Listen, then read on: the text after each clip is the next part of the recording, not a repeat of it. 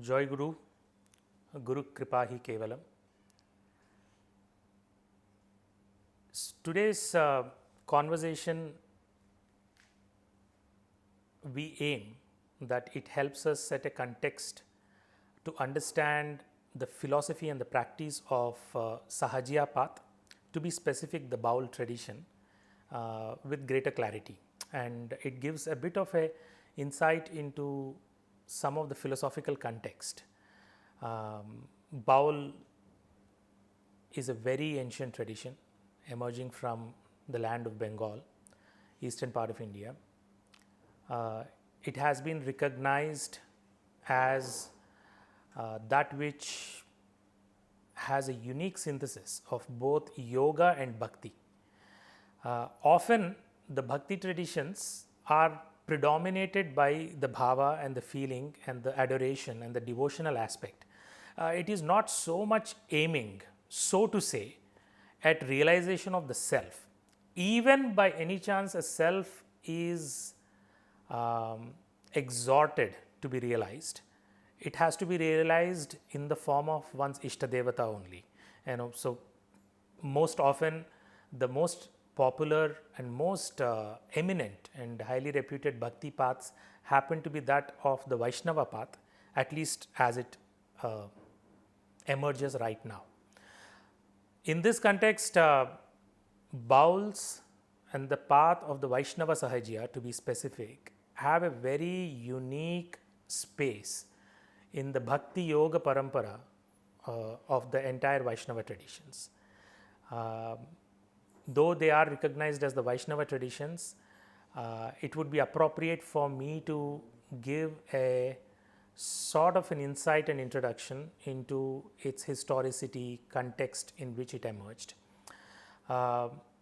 Bauls, before being called Bauls, they were originally called as Sahajiyas.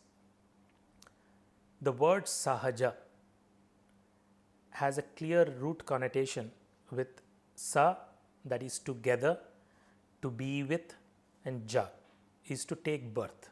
The root word usually Ja, Janma, everything else comes from that. So that which is you are born with already. It is not something that needs to be attained, accomplished. This is something that appears probably in the antiquity, maybe 1200, 1500 years ago, in the Buddhist Vajrayana traditions. The Buddhism itself had very diverse traditions within it, Mahayana, Vajrayana, and within that you had certain sampradayas and traditions which were known as, say, Kala Chakrayana, which were dealing with the meditations through mandalas. Then you had certain paths which were focusing through dhyanas and kriya and yoga. So there is a stream of Yogachara Buddhism which was more emphasis was more given into the yoga paddhatis or the yoga practices. This at least is what enumerated or enlisted or detailed by many scholars. So within this sphere, there emerged a tradition called Sahajiyana, where the spiritual aspirant is first of all insistent upon realizing all the spiritual realizations here in the body, here and the now. So that becomes very primary.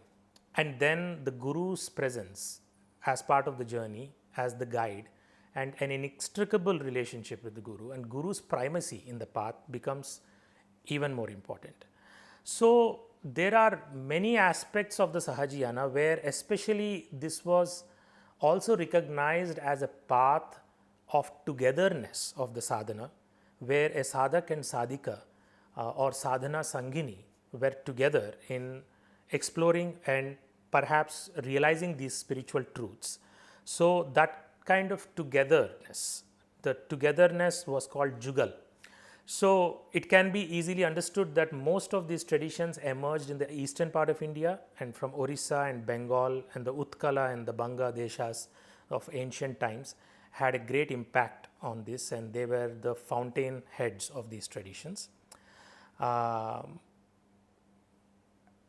They were co-evolving with the yoga paramparas of the Natha yogis, and one would keenly observe the poetry and the reflections and the poetic reflections of the Natha yogis, say such as Gorakh Bani or the Nath Bani, which is popularly known. You would come across great deal of resonance in reflections on essence, be it from the Sahajiya Pada, that is Charya Pad. The practitioners of the Sahajiya were known as Sahajiya practitioners were known to compose Charya Pad.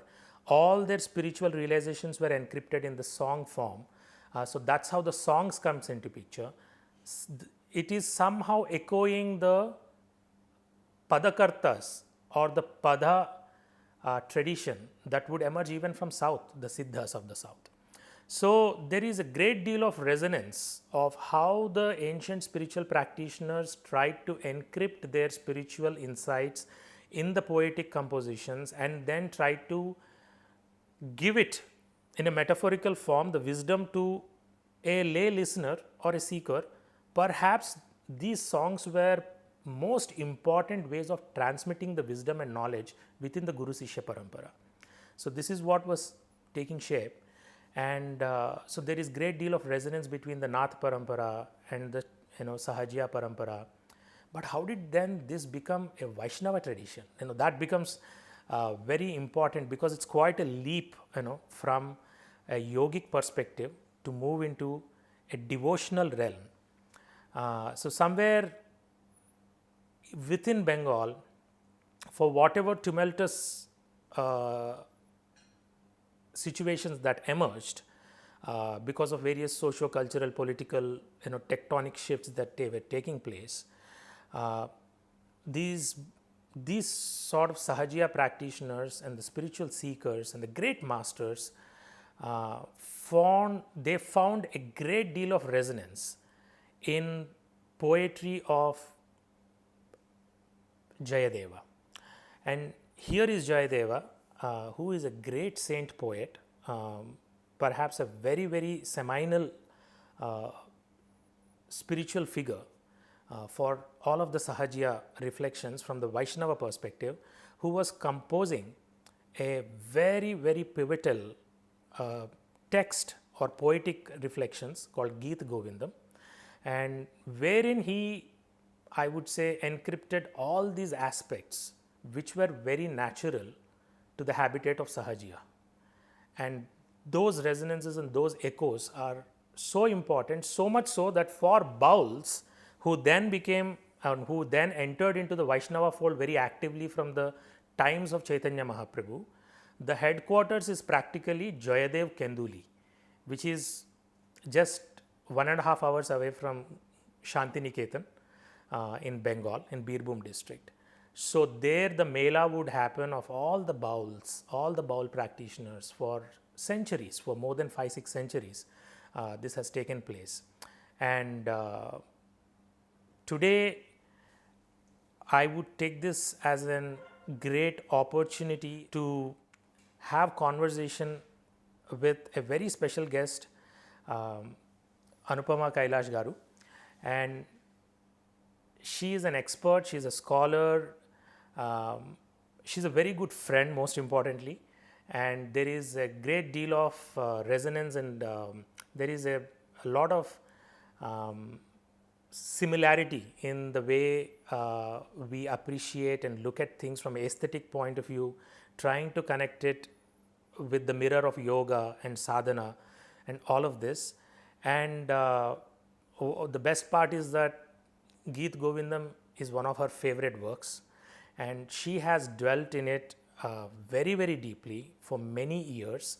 And like any great seeker or a practitioner or a scholar or somebody who is all of this put together, would delve into something that they love so much that they cannot part with it. They would come back to it again and again as though they are coming to the arms of their beloved, and understand it with greater intimacy and greater depth of oneness. So it is only our Saubhagya that we would be having this interaction today with her. And I am looking forward to understand deeply the essence of this text, to draw insights from this text through her reflections about the Sahajiya path itself. And so that would be the nature of the conversation.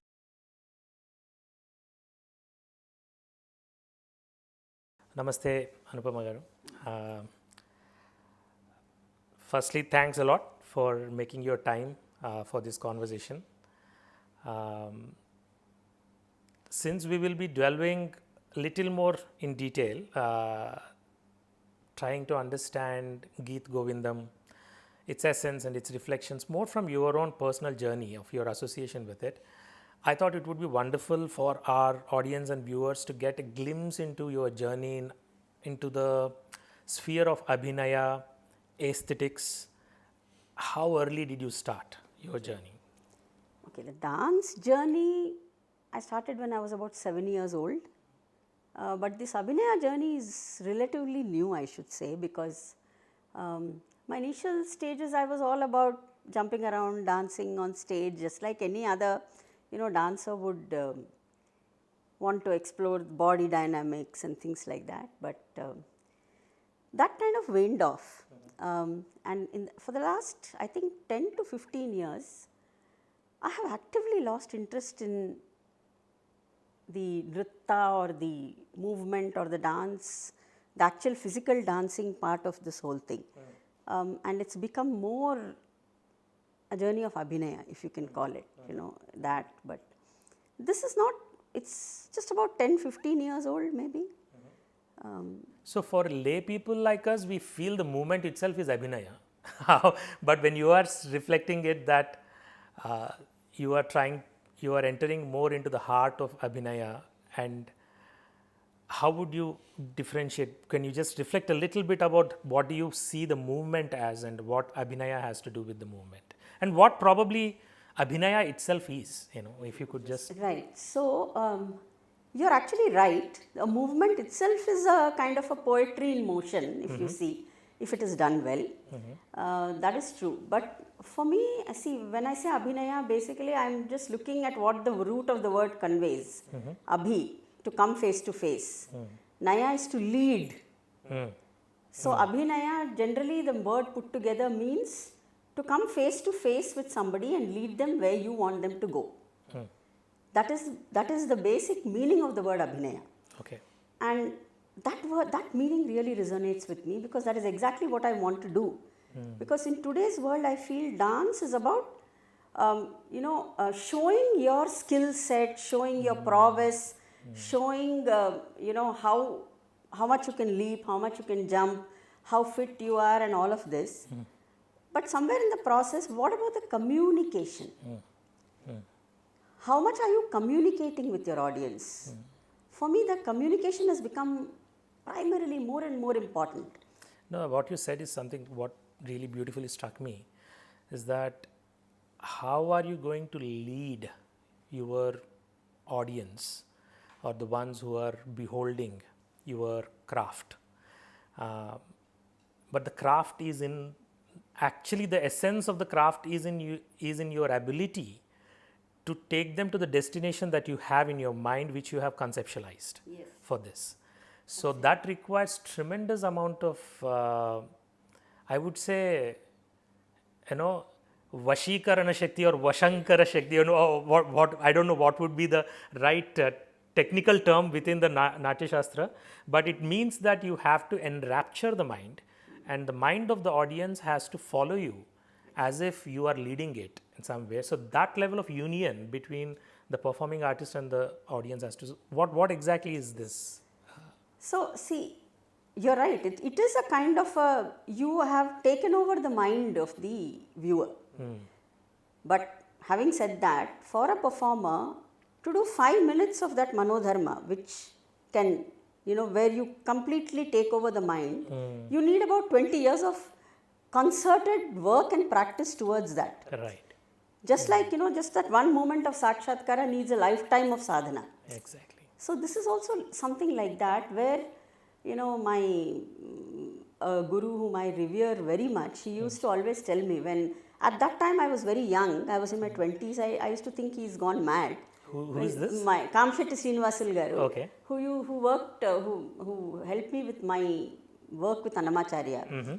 He used to say, when you're reading a song or when you're looking at a song, if you really want to do Abhinaya for it, look at the song and request the song to reveal itself to you. I didn't understand what he was saying at that time, but I'm beginning to understand it more and more now. When you sit and engage with the song constantly, and constantly read the song over and over again, try to appeal to the song basically. So it starts revealing itself. Once the song starts revealing itself, you start getting, without your own knowledge, you start getting an understanding of how you are going to communicate this so that you become the Nayika. So Nayika, the Naya, the word again. Okay. Nayika, it comes from the idea of leadership. Okay, it comes the Abhinaya. Abhinaya. Naya is a root for Nayaka. Nayaka. How do you take them? How do you lead them Okay. with you? And that's so beautiful what you said. So there is a substantial amount of literary work reflection, the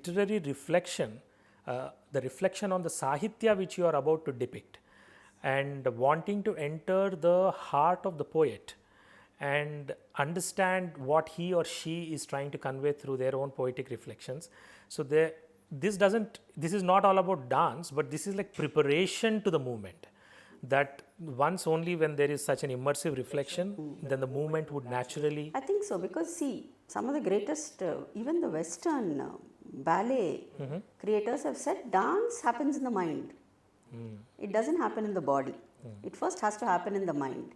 Only then it gets transmitted into the body, and then if you worked on it long enough, then it gets transmitted there. So communication is actually key, not display of skill.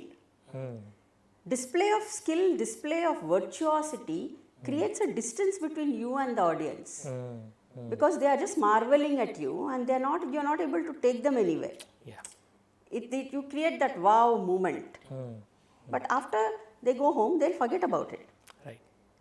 But that distance doesn't work for Abhinaya. Right. They have to be with you throughout. They have to be a participant in the entire process.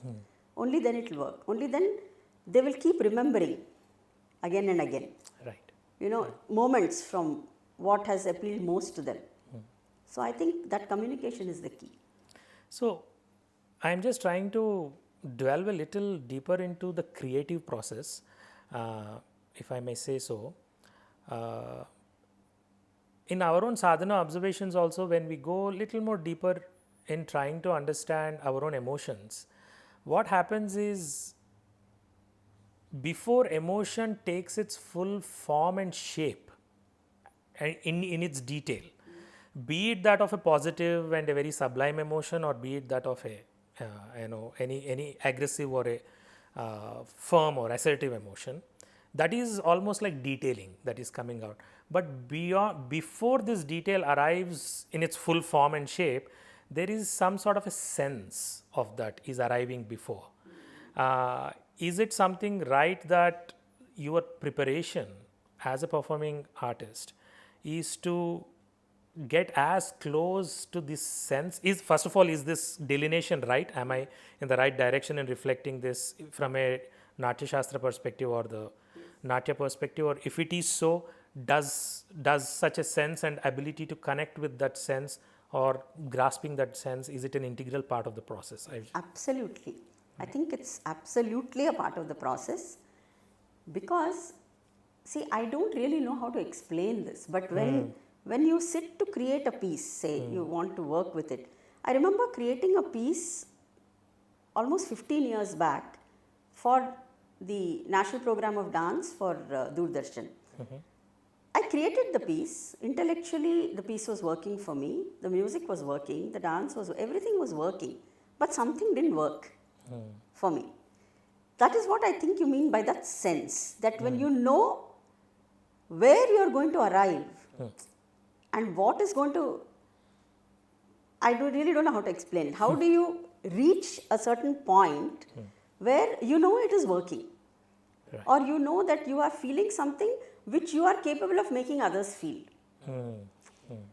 So I knew there was something seriously wrong with that piece. As I performed it, we recorded it, everybody said it was beautiful, but I didn't like it.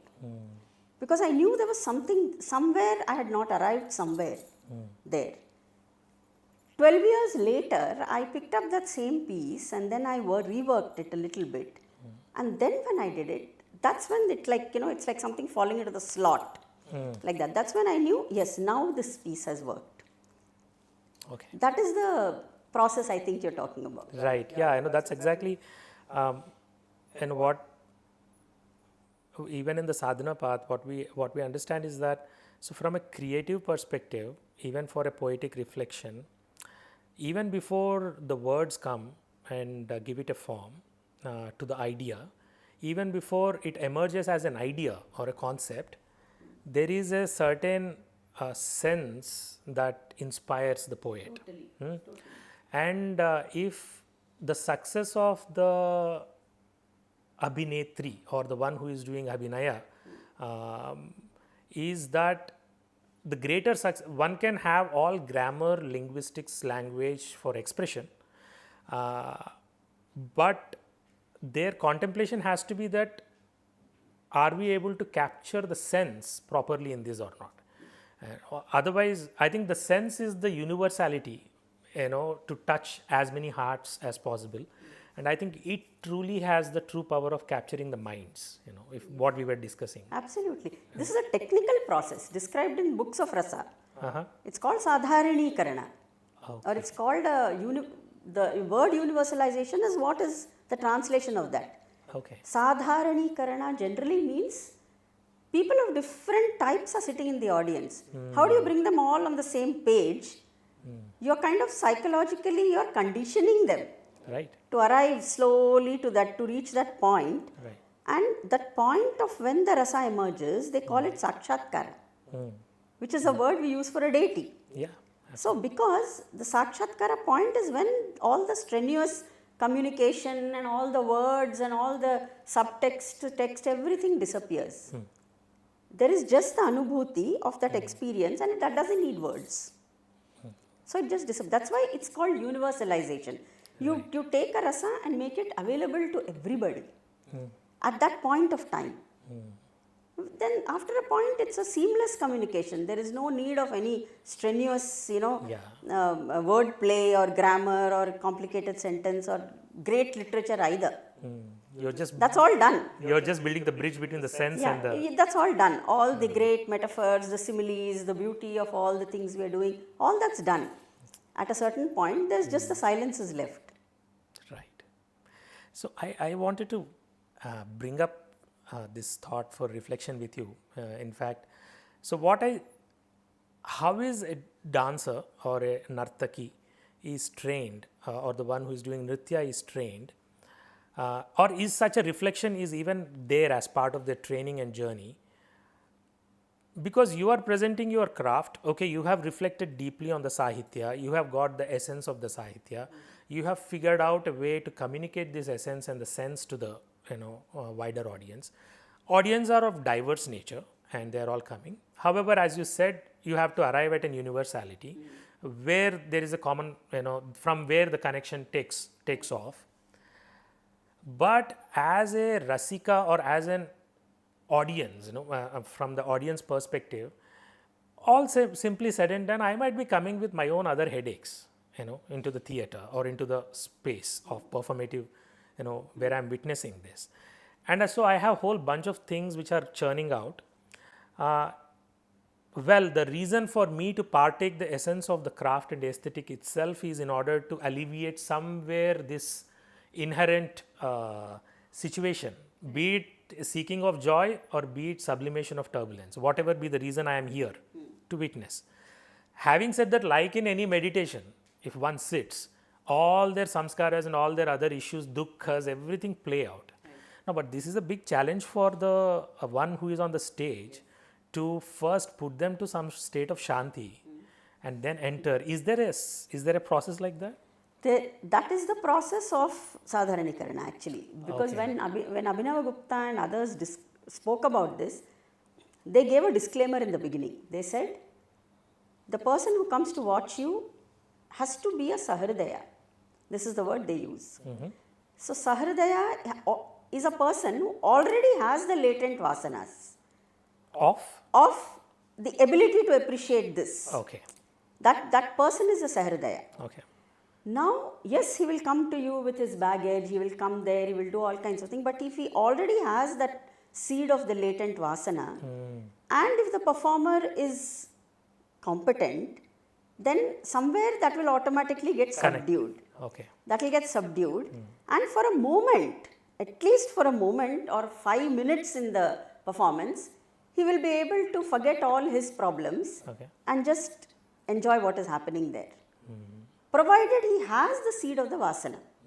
That is, the vasana is the word Abhinava Gupta uses. He says there has to be a latent vasana. Such a person is a Sahridaya. So this is a disclaimer that Bharata makes right from the Natya Shastra. That in front of the Sahridaya, if you do this, then Rasa Nishpatti will happen. Rasa Nishpatti or the production of rasa. Okay. That is a technical word they use in the Natya Shastra, rasa Nishpatti. So the vasana has to be there. Okay. It may be latent, it may be smothered in multiple issues. But if the ability of the Natya or the act that is happening has the ability, has the power to have a Daiviki Siddhi.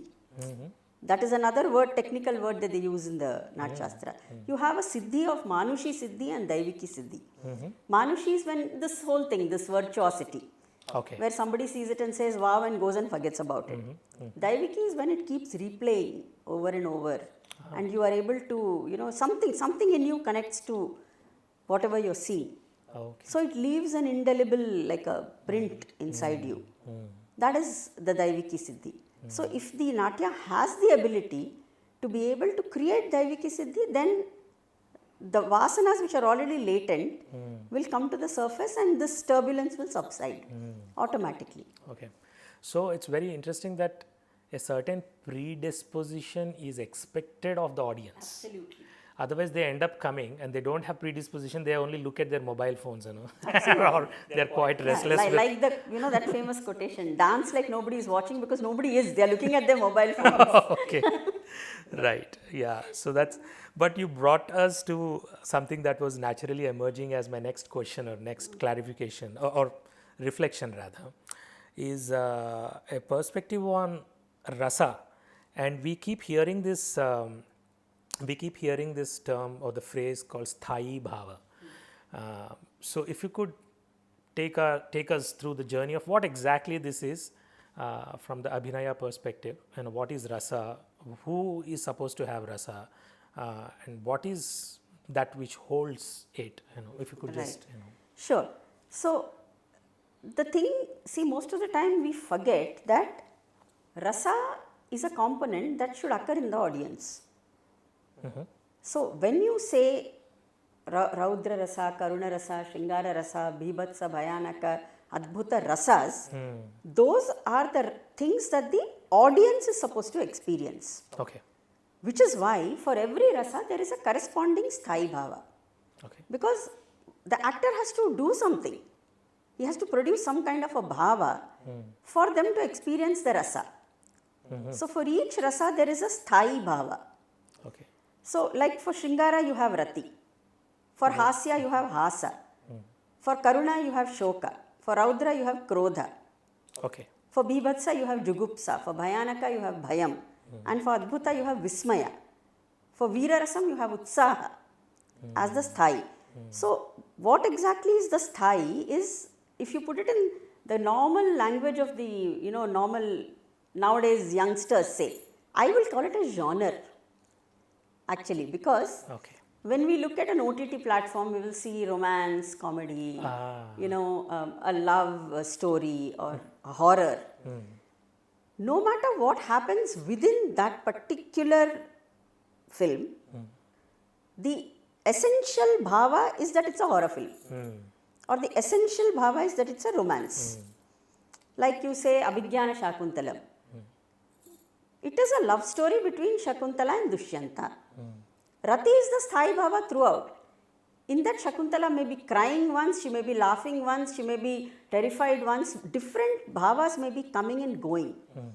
but the genre is that of a romance.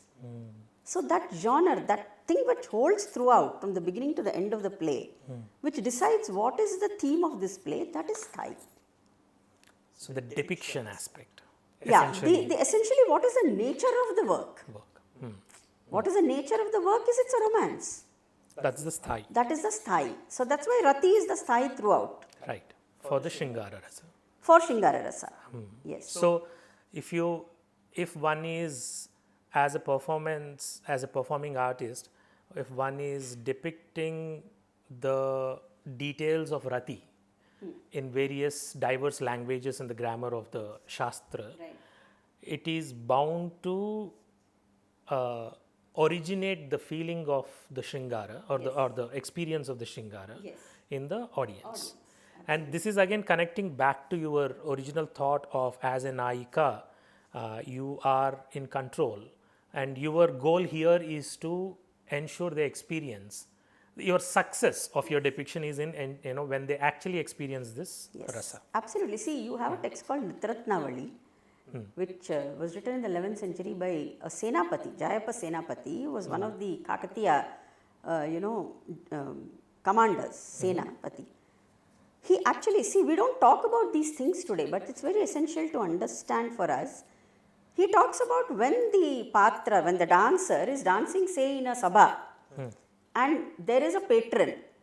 He says, if she is doing Shringara, she must hold the eye of the patron. And she should be able to produce the rasa. Either she should imagine that the patron is her lover, or she should imagine that her lover is there and he is sitting there in the form of a patron. Now, this is something that comes from a text. Okay. Today, nobody has the guts to hold the eye of anybody and do anything. Right. Okay. But this is how Abhinaya happens. Abhinaya happens when you create that intimate space between the viewer to the extent that he says, hold the eye. Today, we are taught the other way. We are taught, don't hold the eye, just look a little away from the person with whom you are communicating any bhava. This is a particular thing that is taught, especially nowadays, to depersonalize it. That's unfortunate. That is unfortunate. Yeah, because when you say that, see, it's a very intimate space that you are bringing yourself into along with the audience. It could be Shringara Rasa or anything else. Essentially, you are bringing them into an intimate space. First, one's ability to create an environs which brings the audience to the space of universality, so that the communication can take place. Then enter into an intimate space so that this particular rasa is experienced through one's own sthayi bhava and the depiction of it. And once that is done, at the end of the day, I am a performing artist, they're an audience, this is not a personal relationship. You have to learn how to come out of it. Disengage, right? Yes. So, if I were to take the angas of a good ritual, this is pretty much the process, you see. We sit with a homa or we sit with any kind of a ritual. You create the space, you do the avahana, invitation to the deity, you engage fully, absolutely, and the success of the ritual is in the integrality with which you are engaging and with what purity you are offering. And then you close by here, because deity is forever intimate to us, we bring the deity into our hearts and we close. But then we just get back to our world and life. I have to go and work in office, I have to go and work and do these things. So, isn't it right exactly to the same thing. See, that's why the word sakshatkara has been used by them. Right. That at the end of it, you have a sakshatkara of whatever you want to create. Right. Whether it's a deity, whether it's a rasa, whether it's a bhava, you have a sakshatkara of that. And then once that's done, then slowly the reverse process of disengaging. You will enshrine some part of it in your heart, no doubt, like how you enshrine the deity. Right. But even then, there is that, you have to create that detachment. Yes. So, I've always said that it's the same process as sadhana. It's the same process as anything. And I think when the Bhakti poets wrote also, like a text like, for example, Geet Govindam, it's a process of upasana only. Yeah. It's like a ritualist, you have done your work, you have evoked what needs to be done. See, because at that point it is not easy, because what happens, you're a single dancer, 100 people are looking at you and you are emoting so that now the man sitting in front of you, okay, he knows exactly how you look when you smile, how you look when you cry, how you look when you are filled with desire. He can see everything. So basically you are exposing your innermost core in front of an audience, even though it is a formal exposing. But still, to have the ability to do that, you have to overcome many obstacles that are inhibitions, or many inhibitions that are already holding you, and stopping you from throwing the emotion out completely. Right. That itself is a sadhana process. Yes. So that's very beautiful. That's sadhana. It's like what I see is that one is bringing their sadhana in front of everyone else. Absolutely. And asking them to look at that, in a way. And so that's so beautiful. So given you have given such wonderful description and metaphors of even OTT for understanding the sthayi bhava. See, I'm a teacher. That's how I teach my students, born and brought up in the US. Right. I want them to understand what sthayi bhava is. It's a good way of teaching them. Yeah, I think it clicks very easily. It doesn't take too much time to understand. So I want to now bring to the core of our conversation, because what I am looking at is, in one of our conversations you did mention that as a performing artist, as an nartaki, as a dancer, as a scholar practitioner, Geet Govindam, which is a very, very seminal text for sadhakas of the Baul path, or essentially in the bhakti paths of the Vaishnava Bhakti movement, because even such an important spiritual master, and for most he is like an avatar, Chaitanya Mahaprabhu. For him too, this was a very, very important text, and he deeply appreciated this text. And you would see this appreciation of this text within the Gaudiya Parampara. Even someone like Rai Ramananda Tirtha, Rai Ramananda, who was such a close associate of Sri Chaitanya Mahaprabhu, Nityanand, everybody had a deep appreciation and of putting forward this text.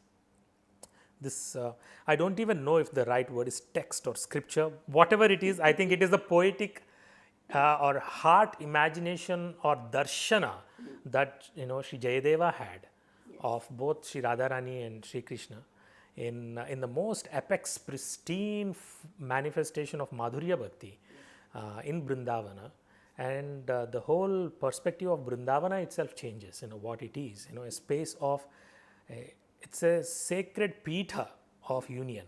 If one has to call, that is what Vrindavana is. Just to give you a little perspective, even from the yogic perspective, the Ida, Pingala, Nadis, which go through, and then you have Sushumna. When all three of them meet at the Briha, the Agna, that is what is considered as Vrindavan.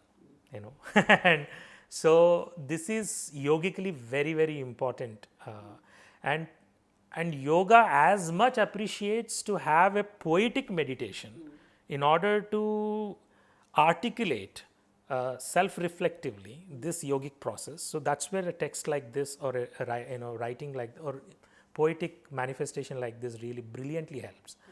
So I would want to get your deep reflections on Geet Govindam from a Natya Shastra perspective, especially why it is so important, as you have said once, that Natya Shastra, they really appreciate deeply this. Why and what exactly, enables that. Okay.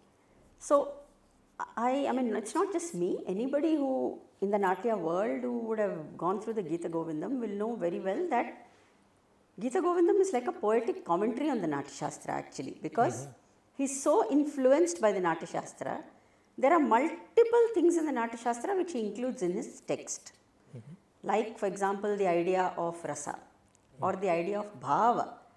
There are at least 2 or 3 sections where Krishna is experiencing all the sattvika bhavas, or Radha is experiencing all the sattvika bhavas.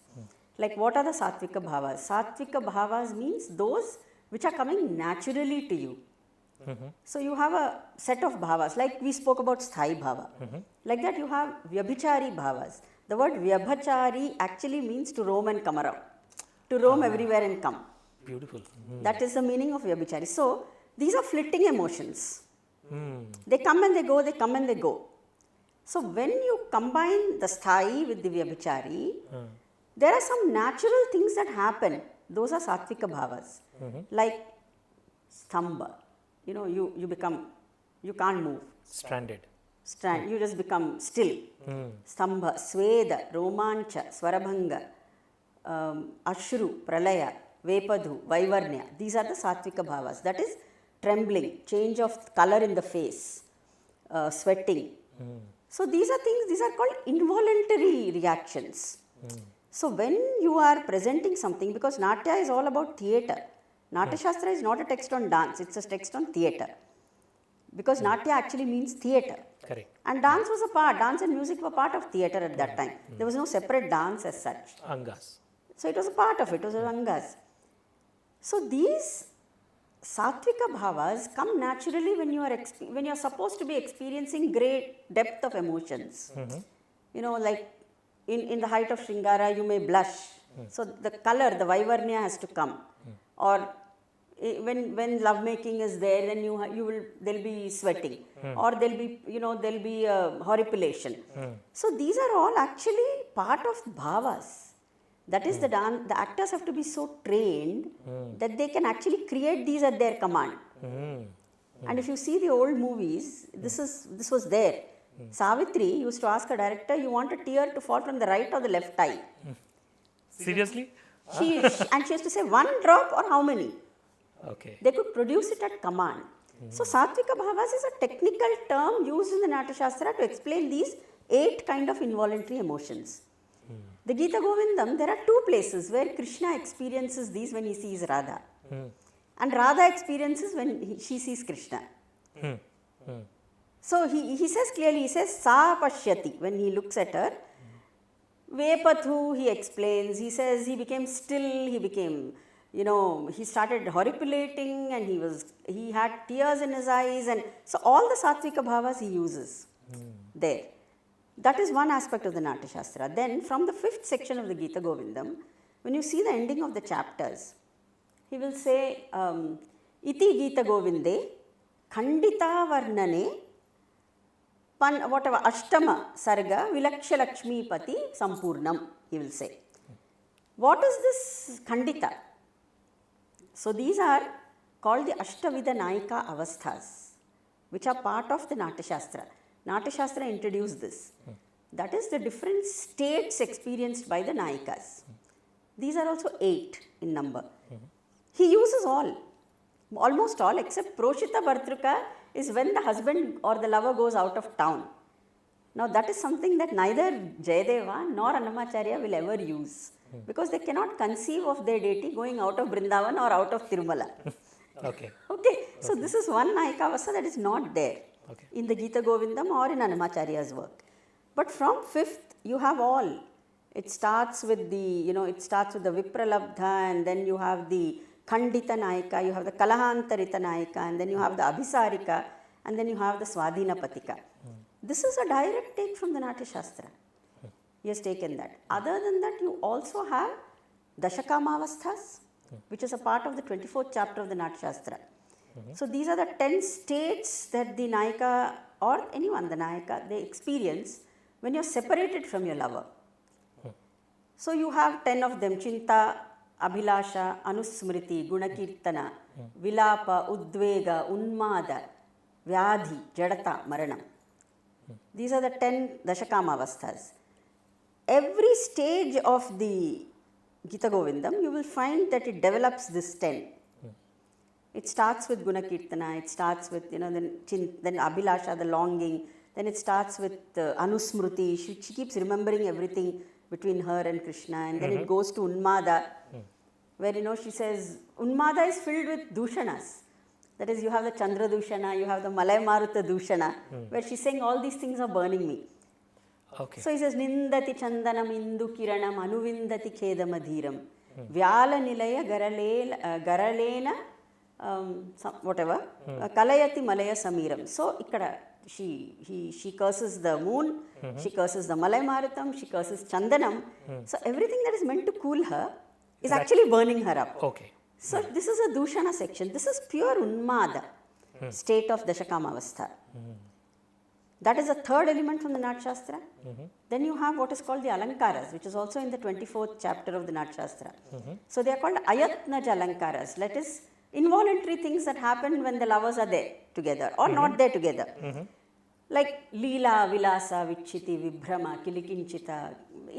There are about 8 or 9 of them, where you behave in a certain way when your lover is there, or you behave in a certain way when you are separated from the lover. You find all of these in the Geet Govindam. So it's like a poetic commentary, it's like a blueprint of so many things that are there in the Natya Shastra. You can find them all reflected in the Geet Govindam. Because Geet Govindam is a Bible to Krishna Bhakti poets of later time, you will find that Rupa Goswami and everybody have also used Natya Shastra as a blueprint to create Bhakti Rasamrita Sindhu. Jayadeva validated the idea of using Natya Shastra to tell your story. Yeah. So Bhakti Rasamrita Sindhu is completely taken from the idea of the Natya Shastra. This is so fantastic. As I'm listening to you, if I understand what Natya Shastra would help a devotee like Jayadeva, is to give him the reporter access to various diverse psychological states to describe them to the minutiae. Unless you do such level of minutest description, you cannot generate that devotion. Because that the minutiae and the details is what builds us closer to the reality. That brings us close. Is that the right way? Overall, like if I were to simply sum up. Absolutely, you're 100% right, because Geeta Govindam is a Geeta Prabandha. Geeta Prabandhas are meant to be performed. So when something is meant to be performed, sung and danced, the primary blueprint will be Natya Shastra at that time especially. Right. Because many of the later texts had not yet come. Many texts were still to come. Connected with Natya Shastra. Connected with Natya or other expositions on drama. Okay. Nritya, in fact, the idea of Nritya comes in only the 13th, 14th century. Post Jayadeva. So, Abhinaya Darpana and texts like this will come 15th century. Okay. So, they were not there at the time of Jayadeva. So, if something has to be performed, the primary blueprint will be Natya Shastra. For that. And he clearly says it because it's a Prabandha. If you see Sangeeta Ratnakara later, he talks about Geeta Prabandhas. And then he talks about Shatpadis, Ashtapadis. So what Jayadeva has written are Ashtapadis. There are 8 verses in each song. So they are actually, people know them better as Ashtapadis than as Geeta Govindam. Correct, yeah. So that's what he has followed a proper Geeta Prabandha format. He has given ragas. He will say Gurjari Ragena Giyate. This song must be sung in Gurjari Raga. This song must be sung in something else. So it is a proper performance text. So I wanted to phrase it, let me phrase it this way, and please let me know if it's right way to look at it from the Natya Shastra perspective. So Jayadeva as a devotee wanted to make his poetic offering to Sri Krishna or his bhakti, essentially. So therefore, basis on Natya Shastra, taking that, he is detailing out his own vision primarily. If I have to ask you, what is the sum total vision of Geet Govindam? What is it? Sum total vision is he detours from the so far popular texts on Krishna, Bhagavata Puran, which is, even though it has multiple sections where the gopis are declaring their undying love, there is so much of Shringara in the Rasa Leela sections. Primarily, the text is a devotional text, it's a bhakti text. Jayadeva here takes a detour and he decides to create a text completely based on Shringara. Okay. And where he is completely, for the first time, bringing out Krishna's emotions. Right. Because in Bhagavata Puran, if you look at the Dashamaskandam, the gopis will wax eloquent about their love for Krishna. But he doesn't say anything, he will only preach to them. He will give them a discourse after discourse and tell them this is correct, that is wrong. He is always Bhagavan. the same Bhagavan of Bhagavad Gita and the same Bhagavan of Bhagavata Purana. He takes a detour there. And in fact, I always quote this beautiful verse where, he says right at the beginning of the work, Jayadeva says, Padma Payodhara Tati Parirambha Lagna Kashmira Mudrita Muro Madhusudanasya. And then he says, Vyaktanuraga.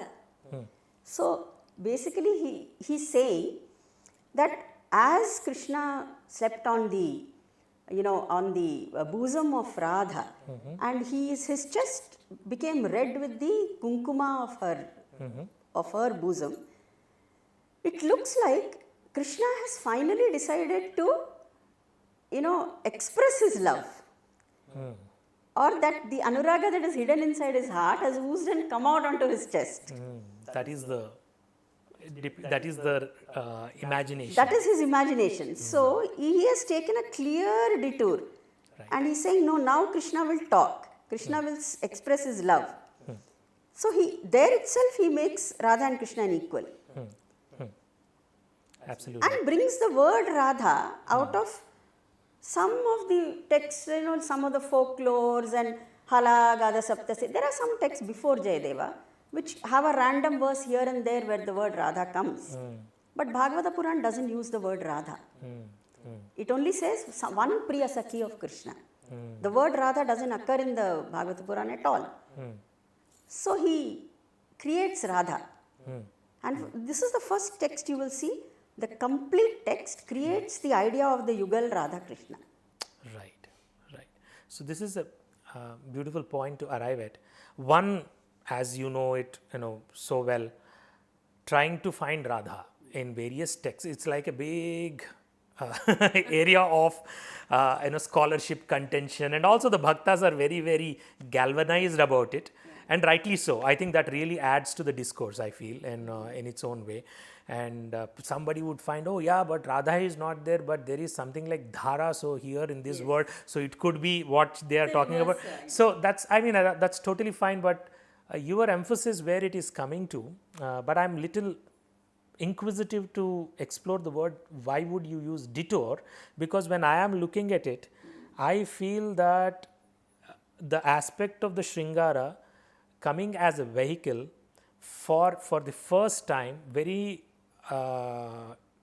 beautifully, for the first time, freshly, Krishna's expression and his emotions are coming out. A context is being created through Shringara in this. I don't know what exactly meant by detour, but can we say that instead of that, it is something within the domain of Madhura Bhakti, that actually it is not departing from Bhakti essence as such, but this is more a deeper reflection and exposition and plunge into the Madhura Bhakti aspect. Absolutely. Is that right? Absolutely. See, Bhakti, even in Bhagavata Purana, the word Bhakti is not there actually. They don't really use that word. See, Bhakti is a set of rasas that came much later. If you look at the Natya Shastra, there is no Bhakti rasa. The word Bhakti is not used. Narada Bhakti Sutras uses it, some of the later texts uses the word Bhakti. But basically where and how did that word Bhakti emerge if you look at it? It comes from the emergence of the Bhakti movement. Primarily that's where the word became popular because the necessity came for that. Because on one side they wanted to diminish the great influence that Buddhism was having, and on the other side the Islamic invasions. So because of all this recreation of the ardent devotion towards your own godheads had to be galvanized, it had to be revitalized. That is where this idea of bhakti came in, and the idea of the Ishta Devata came in. That okay, this is your Ishta Devata, he is your very own intimate deity with whom you have a special, personal relationship, and this love for him is bhakti. So till then the need actually for that word bhakti didn't come, because the process of ritual and the process of sadhana will not rely so much on the bhakti element as on the, on the kriya. And then the anubhuti of experiencing it. So this bhakti, that is why you will find Bhakti Rasas described much later by Rupa Goswami in his Bhakti Rasamrita Sindhu. So I said detour because he is taking you towards the Bhakti idea actually. Okay. Not only the Upasana idea. He's taking you towards Bhakti idea, and because of him, Okay. they included Madura Bhakti. Okay. Because So your detour meant arriving at Bhakti from a different pathway. arriving at Bhakti from a completely, arriving at it from the point of view of giving the scope that Sringara is a part of Bhakti. Yes. That is a big arrival. Yes. Yes. And that he facilitated this. Yes. Because he said it, the others had the courage to, then okay, they included it as part of the Pancha Bhakti rasas. Right. Because others are all, socially very acceptable. You see Shanta Bhakti, you see Vatsalya Bhakti, you see Preeta, Gaurava Preeta, Sambhrama Preeta, which they included. So Gaurava Preeta is Dasya. It is like Lakshmana towards Rama, the younger sibling towards the older sibling, that Bhakti. Right. Sambhrama Preeta is also Dasya, where the servant towards its master, like say Hanuman, who feels he's a Dasa. Right. Prayas is a Sakhya. What they said was Sakhya in Bhagavata Puran. It's friendship. Sudama, Krishna, that kind of thing. Now the only thing that is a little dangerous in this element which they added is Madhura. Okay. Because it is the love between the man and the woman. So it's a delicate thing to. It's a delicate thing, but they happily came and put it under Bhakti Rasa. Right. And that is what evolved into this massive thing called Madura Bhakti. And what I see is that yogically, the aspect of karma, how a yogi or a sadhaka or a practitioner is dealing with karma primarily, which is such a primal force at every level. In fact, all extollations of great yogic accomplishments inevitably have the emphasis on overcoming the grip of karma, right? That is that central in its nature.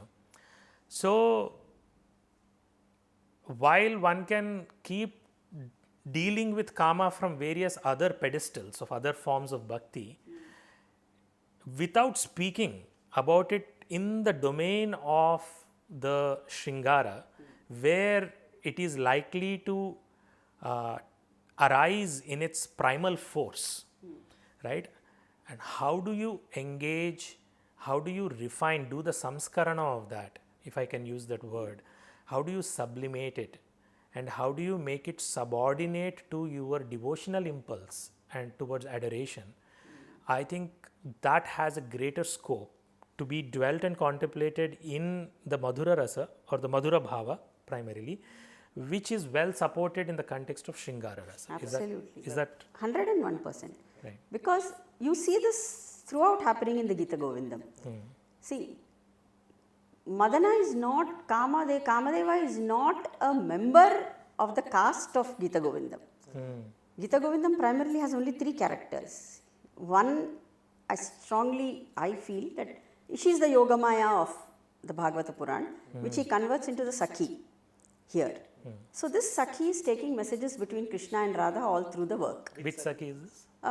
Is There's a name? No name. There is Oh. no name. There is no name given to the Sakhi.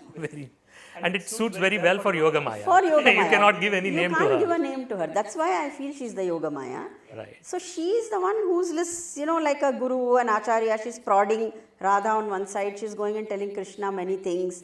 So this continuous back and forth keeps happening between Krishna and Radha. So there are only 3 characters. But there is the unseen element of Madana throughout the work, where, as you said, rightly said, when I told you that Radha rejects kama, you rightly said she doesn't reject it, but it's transformation. That was a very interesting thing that you said in one of our discussions. The way it transforms into, it's not a negation of kama, but it becomes prema, which is the later part of your Sahajiya path itself. Exactly. So there is a very beautiful verse. In fact, I will quote that verse. Sure. Where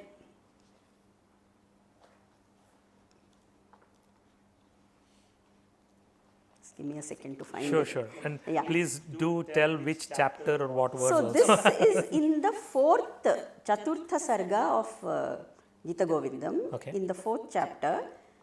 This is the song number,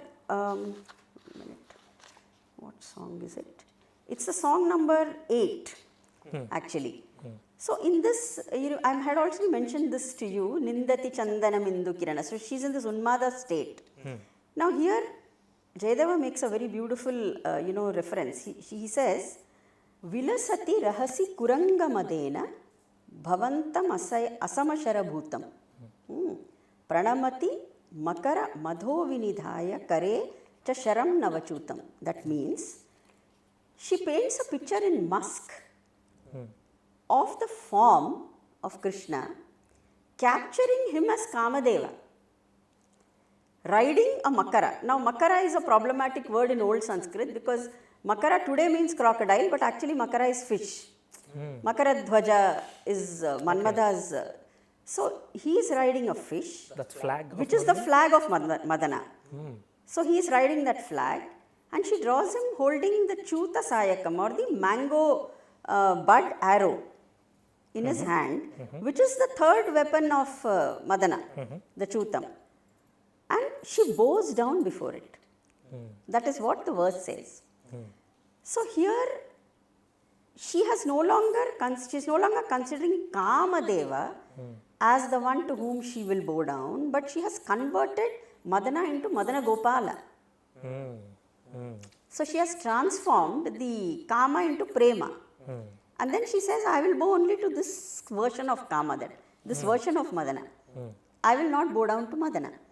So this is a clear idea of the transformation of Madana, and throughout it happens in the text, and it becomes more and more and more subtle, because after the union of Radha Krishna, in the 22nd and the 23rd song, he will say finally, Harimeka rasam chiramabhilashita vilasam. They both became of one rasa, and this chiram, eternal vilasa, is what happens in the Nitya Vrindavan, which is called Goloka. And Nitya Vrindavan is so much a part of the Sahajiya tradition. Absolutely. There's this continuous Leela of Radha Krishna. So he says, Chiram Abhilashita Vilasam, and then Vadanam Ananga Nivasam, he says. So he identifies this, all the Madana thing in the face of Radha only. So it's no longer in the body. It has gone higher and higher and higher and become so subtle that it's all now focused only on the face. Just like the Siddha traditions. Yes. Just like you said, the eyebrow, the Agnya is Vrindavan. Correct. In the same thing in the Shaiva Siddhanta, it is Shivakashi. Correct. Correct. And this is Kailasha. Correct. So it's nothing but the Nath tradition in many ways. He's Jagannath. Yeah. So there is a lot of the Nath tradition there also. Right, beautiful. And then I would like to stay on this beautiful aspect, because which I think is like a core and essence to the. There are three characters, so to say, and one is one whom you would like to equate it with Yogamaya, who is actually influencing and shaping the whole course of communion and interaction between Sri Krishna and Sri Radharani. Yes. And then you said the one who is not appearing is actually the Shakti of Yogamaya in a way. Is it right? I'm just trying to say that, is it right to look at Madana or the Kama is the tool or is the weapon or is the means which is if one can say, she is casting her own net on both of them. Of course, Krishna is beyond all nets if I'm looking at him as a bhakta. Yes. But given he has rendered himself as to play in the Sringara, in the Madhura Bhakti, let us say that if she is doing this, so her force is Madana. Is that right to say in a way? So I have one more thing to bring in here. As would our spiritual reflections would happen. If Madana comes into play, he cannot come without Rati into play. So is there presence of Rati also somewhere in this? Where exactly would this come? No, see, because in the later, if you see the Balabodhini commentaries of Geet Govindam, what they do is, they make Radha only Rati. Because Radha is the consort of Shringaraha Sakhi Murti Maniva Madhav, he says. That if Krishna is an epitome of Shringara Rasa, then his thigh will be Rati. So the thigh will become Radha. So there are many places in the Balabodhini commentaries where he says that, Madana has to take permission from Radha to do anything. So he has to, if he has to attack Krishna, he has to borrow weapons from Radha. So that is how beautifully they describe how he takes the, the Nilotpala from her eyes and then he discharges it, and then, so they... Yeah, so if Kama has to take permission from somebody to do, to do his action, from a yogic perspective, the only Shakti which can do that is Ahladini or Ichha Shakti. That's all, she is that. So Radharani can be, is looked at that way. And if you actually look at it, it's so beautiful when we visit Vrindavan and we see her as an empress of Vrindavan, sitting up in the hills of the Barsana, and she is the one who is ruling everyone. That without her blessings, that one would not even have a pure ichha of devotion towards Sri Krishna. Nothing will be there without Radha on the material plane. Yes. On the lower plane, because even if you look at some of the commentaries, it's something that's understood. If you look at Vaikuntha, that is Purusha Pradhana. And Sriman Narayana is the Purusha is the primary force over there. The same thing when it comes down, it becomes Naika Pradhana because Prakriti is primary here on the earthly plane. All manifestation is under all Prakriti. Manifestation comes under Prakriti. Prakriti is Shakti. So everything becomes Radha Pradhana or it becomes Naika Pradhana. And the Bhava is eternal Madhura. It is not Paratattva, it is Madhura. Eternally, always, it's only Madhura. So when the Naika is Pradhana and Madhura is the primary rasa eternally flowing, then Radha becomes the boss. Very beautiful. And I think I would like you to delve a little bit. Usually what happens is, as soon as you said that Radha is the Prakriti Ishwari in her own way here, in the realm of manifestation, if I can use that word, usually people somewhere or the other have this subconscious inferiority label to the manifestation as opposed to the transcendent. Because always transcendent is not at all within the play of the Prakriti, it is pure. So we have this aspect of transcend to the level which we can keep transcending here, but we are ourselves in the Bhautika. Exactly. We are surrounded by the impulses, moved by the inspirations here, everything manifests here. So even the bhakti has to vitalize and galvanize our hearts here. So I would, if I can request you to dispel this, subconscious inferiority, superiority complex that happens from between the Purusha Prakriti Tattva or the transcendent and the manifest, some reflections on that possible? So, see, when we talk about the Prakriti being primary here, even from the Geet Govindam I can actually quote, there is a very beautiful phrase he uses when the first song in which Krishna sings in first person. Okay, there is a song where for the first time Krishna appears in the Geet Govindam in first person. So it is, he says, Hari Hari Hata Darataya Gata Sa Kupiteva. So Radha has seen me with the other girls and she left in anger. What do I do now? Okay, in that there is a beautiful opening shloka which gives you very clearly what is Radha's position here. I'll just tell you that. He says, Kamsarirapi samsara vasana bandha shrinkalam. That's a beautiful phrase. That is, Radha is the binding link. She is the bandha shrinkala, the chain. For who Kamsarirapi is not just the enemy of Kamsa or Kamsa Ari is not the only meaning of it. Kamsa Rirapi also means one who is eternally in the desire to be joyful. So for that, samsara vasana bandha shrinkalam is she.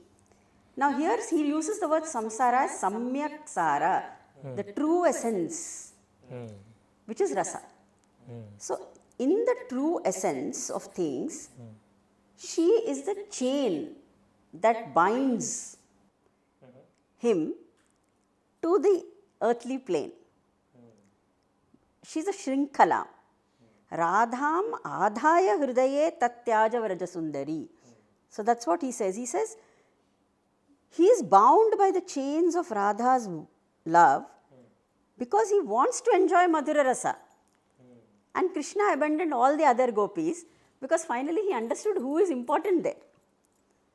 Who is, so it is not a rejection of the sensory process of, attainment, but it is a embracing of the sensory aspect. Beautiful. So this actually brings me to the aspect of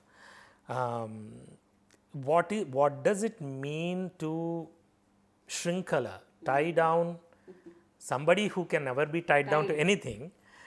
Only if he agrees, he can be tied down, and he would agree only when there is pure love. Absolutely. And that pure love is Sri Radharani, Yes. who has tied him down, if I can use the word now, corporeality, which is nothing but another way of looking at manifestation, materiality, and the pancha bhautika, or when we say prapancha, essentially we mean that the pancha bhuta aspects of the manifestation. And the pancha bhuta tattva of the deha, the corporeality of the deha tattva is so integral to the Sahajiya marga, and the yoga sadhana of the Sahajiya marga. If one were to dwell a little bit onto that, the entire process of the sadhana itself is to, like any other ritual, even in homa or even any other ritual, what are you offering? You can only offer that which you are essentially, which is panchabhautika. You are, there is no doubt that you are all these 5 elements. So therefore you end up offering these pancha tattvas, which is panchabhutas, primarily. You are offering the shabda rasa, rupa raso gandha, you are offering to the deity. But the yogi of the Sahajiya marga is offering the panchabhautika tattvas in their own yogic way. And what do we mean by offering yogically is to overcome the inhibitions we have regarding the corporeality. A yogi by definition has to be samasthiti, right? Cannot have inhibitions. So all these inhibitions related with corporeality, as you say, that not rejection, but an overcoming of the inhibition and purifying them and offering them. Or looking at the deha itself in its pure state as a pure offering ready to be offered to the Lord. That is yet another way. So this is what forms the centrality of, say, deha tattva sadhana, which is done given the Madhura Bhakti aspect of the yugal, of how the whole contemplation of Geet Govindam is always looking at the union and the culmination on the union of Sri Krishna and Sri Radharani. That plus the Deha Tattva aspect is somewhere like the central pillars of the Vaishnava Sahajiya or the Baul. Yes, and this reflects multiple times in Gita Govindam. Like, let me tell you the actual references. Sanchara Dadhara Sudha Madhura Dvani is a beautiful Ashtapadi where Krishna is viewed as light.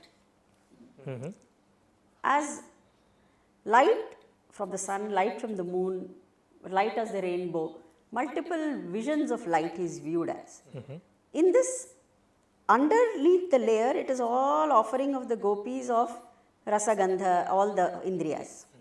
So, some are offering their adhara for taste, some are offering fragrance, some are offering, their vision as deepa, their breath as the dhupa. So, they are offering all these to him. In the last song, we have not yet come till there, so I am not disclosing it right now. Right. But in the last song, you have the entire summation of the Panchabhuta and the Panchendriyas all coming together in the form of Radha. So, at every point, in multiple places, you will find this embracing of the sensory perception. Okay. So, if the Gita Govindam starts with the Dashavatara, it will end with Indriyas. Because in poetic metaphor, elephant is Indriyas. Correct. That is why Indra rides the elephant. Yes. The Airavata. Yes. So, this elephant's resting place, he says in the end. We will come to that.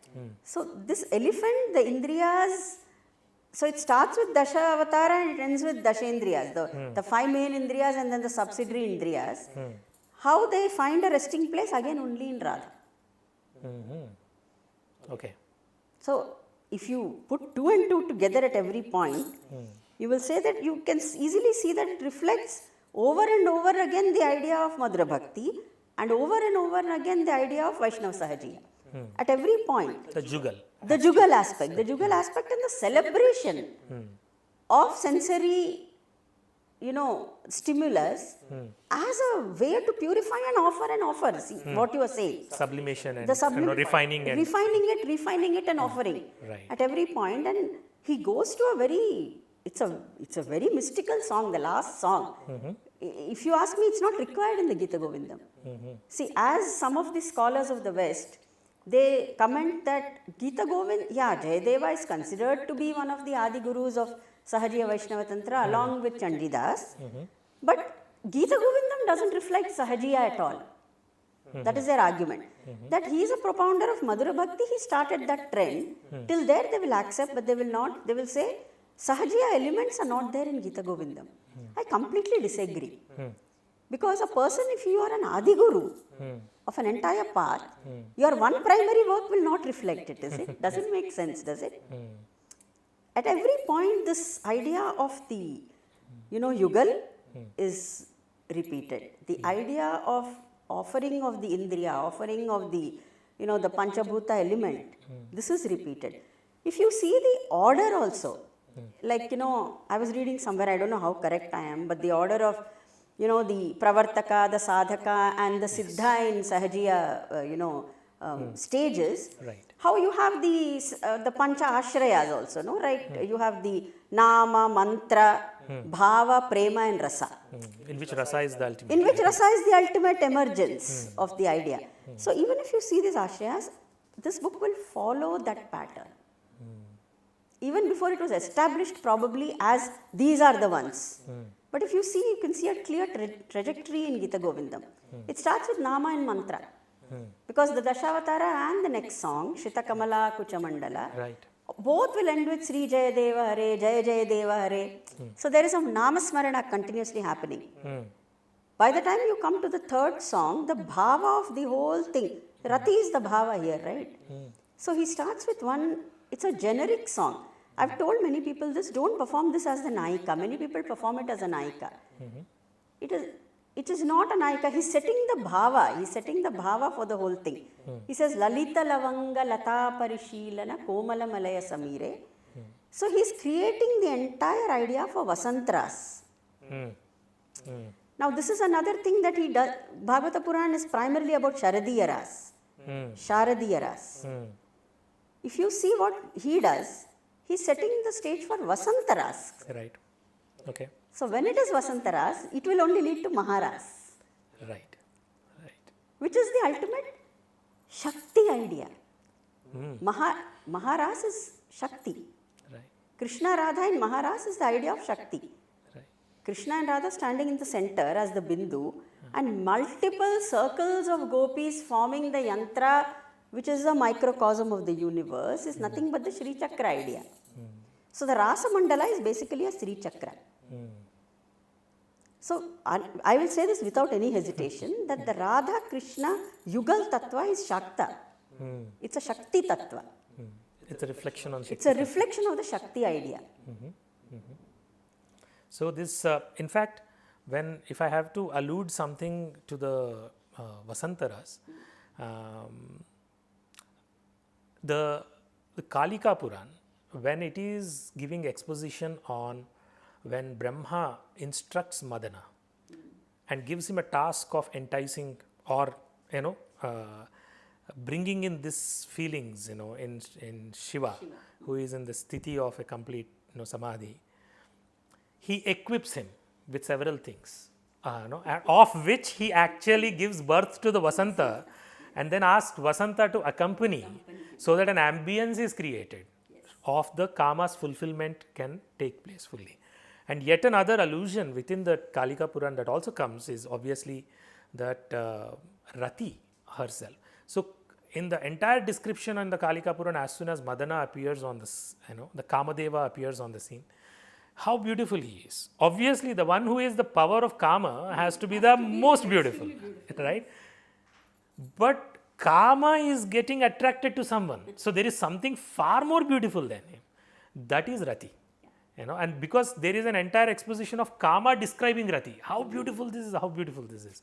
So this sort of a thing ties up very well. And in Bengal, from the Tantrokta perspective, this Maharasa and the aspect of the Vasanta becomes very, very pivotal, because it is so strongly closer. The Bhakti and Yoga and Tantra have so seamlessly entwined themselves, within these sampradayas, that so there is always that element of Vasanta which takes precedence over everything Always. else. Even Kalidasa in Kumara Sambhavam, when he sending Madana, he will say Vasanta Yodha Samupagata Priya, he'll say. So he calls Vasanta Yodha. So he is coming along with Madana. Okay. So the Vasanta, even in Ritu Samhara, he calls him a Vasanta Yodha. Right. So the Vasanta, see, he's not taken the Sharadras, which is primarily the focus in Bhagavata Purana. The fact that he's taken Vasanta Ras and he's taken Maharas shows where Jayadeva is going. Right. Absolutely. So I think that's so beautiful that we have touched all the aspects that what we wanted to discuss. And and you have also left us with a reflection about the Shakti dimension of, and then, yes. I wanted your reflection on, you brought up Ma Chandi somewhere. Yes. Of how Jayadeva yes. reflects about Sri Radharani as Chandi, Yes. some couple of references. There are two places where the word Chandi occurs in the Geeta Govindam. Okay, one is where the second vak, see there are three vaks of Krishna in Geeta Govindam. One is this Hari Hari Hatadarataya. One is the absolutely exquisitely beautiful Ashtapadi, Priye Charushile. In this, he is again and again pleading with her to remove her mana and to accept him. So in that, at the end of it, he uses the word Chandi. He says, Chandi tvameva mudamancha na panchabana chandala kanda dalanada savaha prayantu. That is, he says, oh Chandi, you do not remove your anger so easily. Let me be penetrated by the arrows of Madana. Let me experience all the pain that I have inflicted on you. Let me experience all this because you're Chandi. Okay, this is one place where he uses the word Chandi. Then there is another place where the Yogamaya or the Sakhi is asking Radha to be an Abhisarika. She's saying, you go to him. And she says, you are Chandi. So she says, Chandi, Rasita Rashana, Rashana Ravadindima, Abhisaram Alajjam. Without any shame, you approach, without any kind of boastfulness, you approach Krishna with the bells of your Rashana clanging like a battle. It should be like a battle cry because you are Chandi. Okay, so you go to Krishna now, but go declaring war. That's the way you have to go to him. So, what more proof do you need? So it's so very clear that even the word Chandi is applied over there. Right. And she's saying you go like that. And even when she goes, okay, there is a point till where, that's why I said she's Yogamaya, because there's a point till where she can go. After that, the sadhaka has to make the journey alone, right? When you cross over into the sanctum sanctorum. Right. So there's a point till which she goes and then she will say, Pravisha Radhe. She'll say, you enter now. Madhava Samipamiha. So you go closer to him now. Now my work is, after that she disappears in the story. She doesn't come anymore after that. And then when she enters, that is when Krishna is first referred to as Narayana. Because now Srishti or creation is going to take place. Because both of them are going to unite. There also he tells her to take command. And he says, I am waiting for the Viparita Rati. He uses the word Viparita. So he says, put your foot on my on this beautiful bed of mine. With your shining anklet, place your foot on my bed. You know, so he asks her to assume the higher position, even in the idea of rati. So it's like the undercurrent is complete Shakti. You know, the whole essence of Radha here is always depicted as that of Shakti, and of course the last song takes the cake. Right. If you want, we can talk about the last Yeah, song. we can. I think we have touched beautifully all the facets of Geet Govindam. I mean, if at all we can go on, there is far more, so many layers to this kind of such a beautiful, important work, from both from yogic perspective, from sadhak's perspective. But yes, you know, I think this is the right moment to delve into the last song and your reflection on it. What exactly is it? See, there is the 22nd song where he asks her to come, then she enters, then he says, Narayanam anugatam anusara radhike. So come to Narayana, and then you find all water motives, because creation is going to happen and it cannot happen without water. Yep. So you have all the water motives.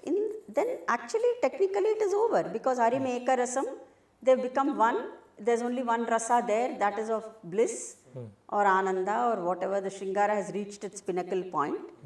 The union is done. Why do you need a 24th song? Actually, you don't need one. But that's where Jayadeva's intent shows very clearly.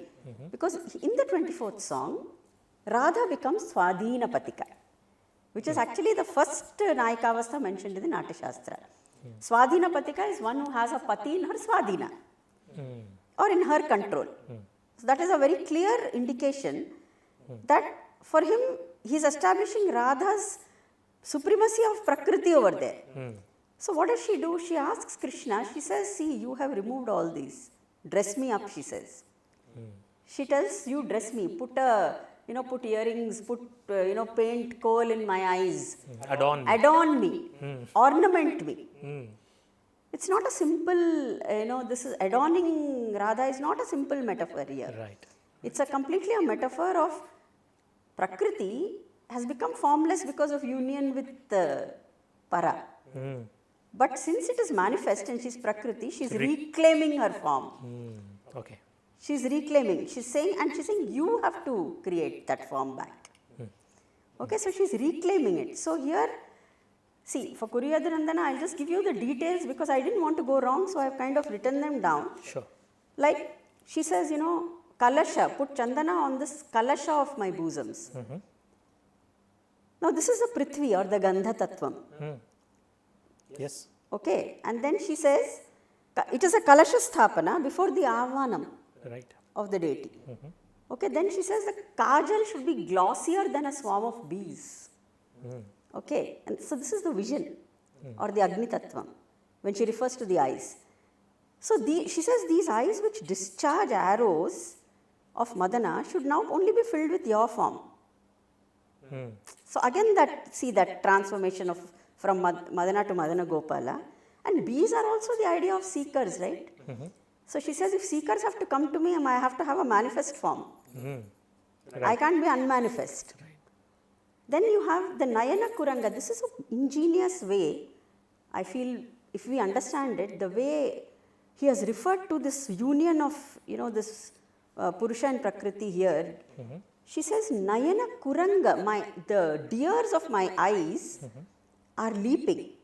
Okay, ensnare them with the earrings. Use the earrings as snares, as traps. Okay. It is a Shabda Tattva, Akasha Tattva, where she clearly says, the only sounds I must hear is those which are conducive. And that can control. That can control. That can control the Kuranga. And then she says, she asks him to rearrange her hair using his fingers. So this is Sparsha, this is the Vayu Tattva. And she says, so braid it. So it's like braiding the three worlds together. Beautiful. Bringing order to what we both created together. Bringing an order to the whole thing. And then she says, Mriga Mada, put Kasturi, the Mriga's mother, draw it like a deer on my forehead, she says. Now what is Mriga Mada? Mriga Mada is shear the sexual fluid of the male. So it's the bija. So she says the thought of Srishti should actually happen inside my head. For that, without the bija, it cannot happen. Bija is equally important there. So draw it like a deer. Draw musk like a deer on my forehead. So this forehead is only what they call the Chandrapura in Sahajiya thing. The seat of Kama or the seat of Krishna here, this moon or the seat of the Manas. Yes. This forehead is the moon. Here, and she says the bija has to be there so that the thought of Srishti keeps happening inside. So here this, the Mriga Mada and the idea of perspiration is a rasa idea, taste. Yes. So it is the Jala Tattva there. And then finally, the beauty of this whole thing is, finally you combine Vayu, Gandha, hair, the flowers, it is inflamed by the Vayu, which is the whisk of Madana's thing, the peacock flume, which is also an idea of the, the sun, because it has a rainbow, it's a prism idea.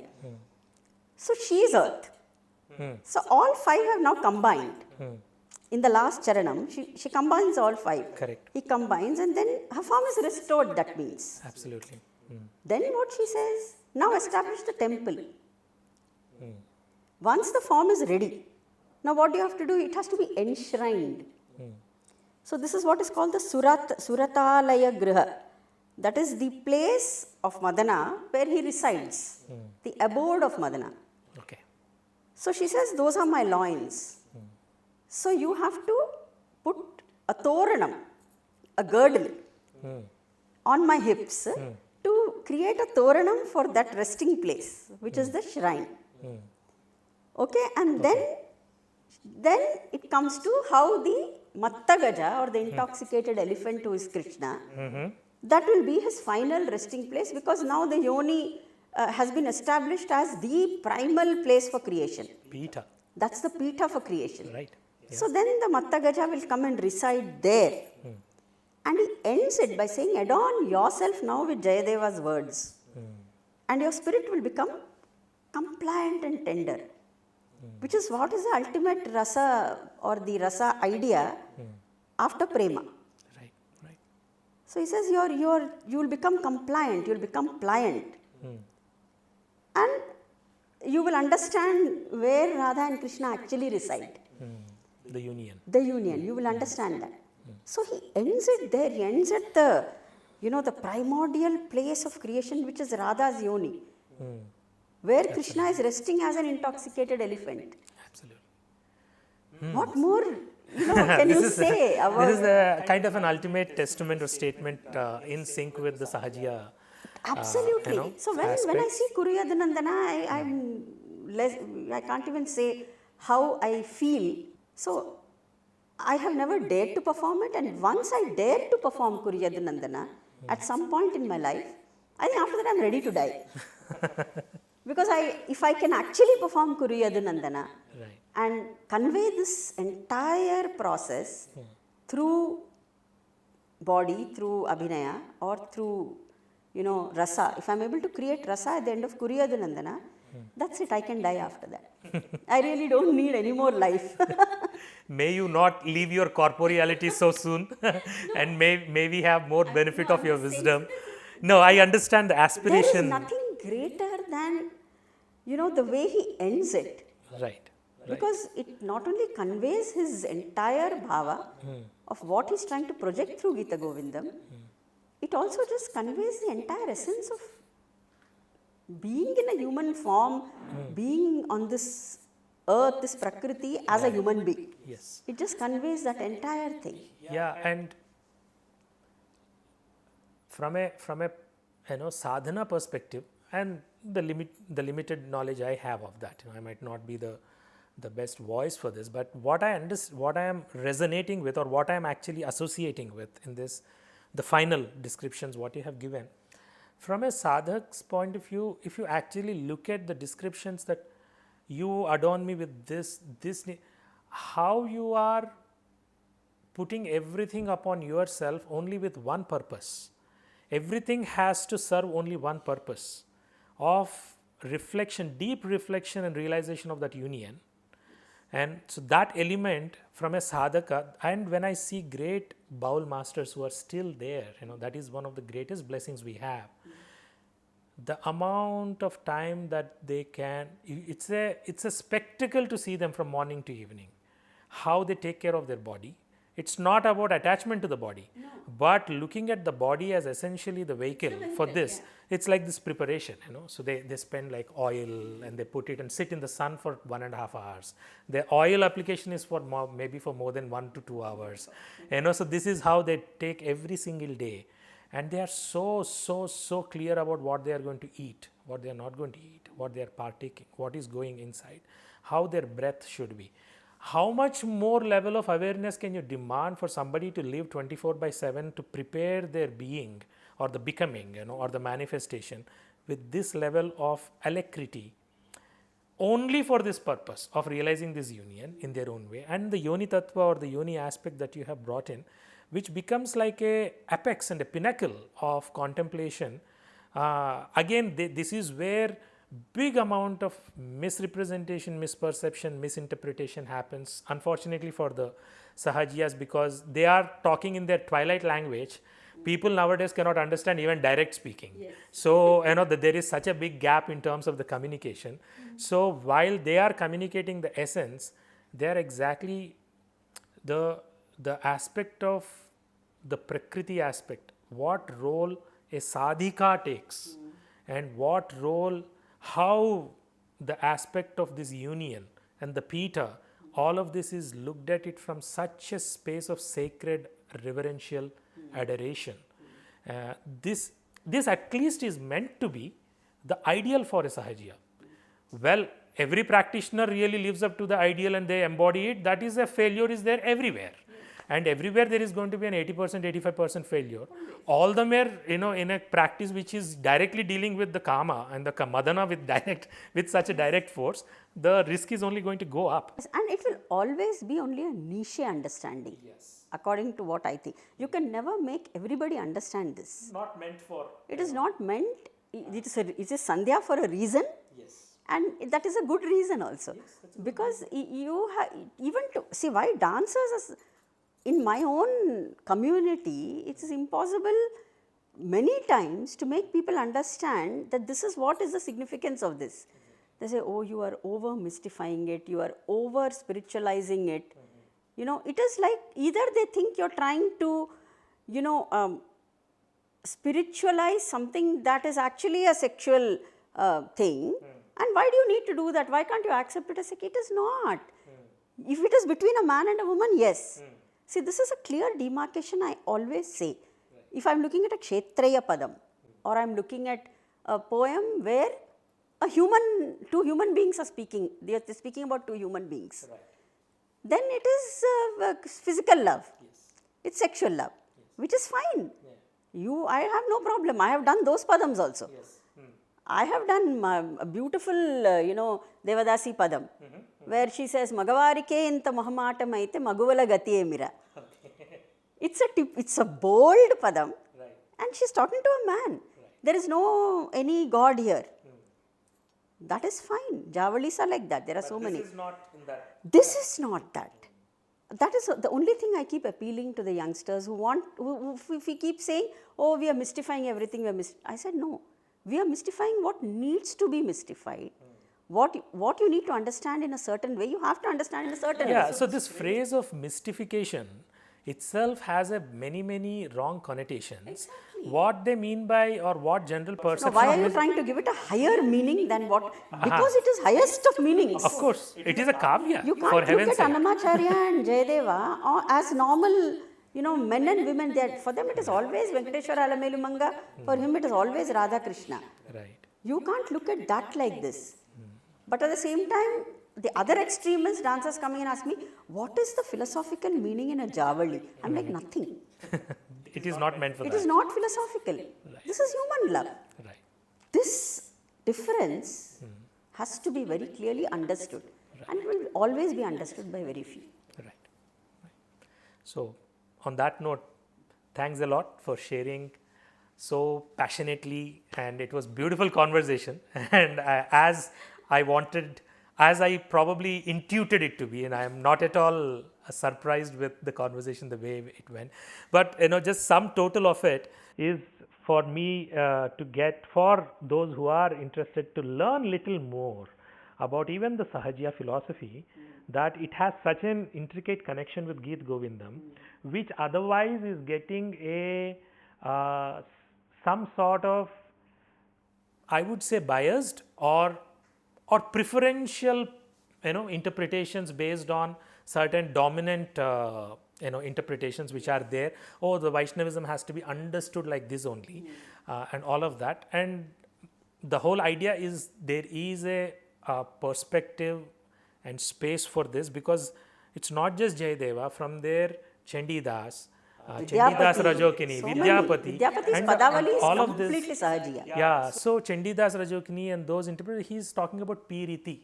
What he has done is he has got it into Bengali and then made it available. So that's Even why, Vidyapati, his Padavali is completely Bengali, which has all the Sahajiya elements. right. His other songs, which are Maithili and other languages, are little more towards the the Vaishnava representations, but purely there are many elements in the later poets. The idea is to bring this up, and as the opportunities provide, and maybe more deeper reflections in the future. Thank you. Thank you. Thank you Joy so Guru. much. Right.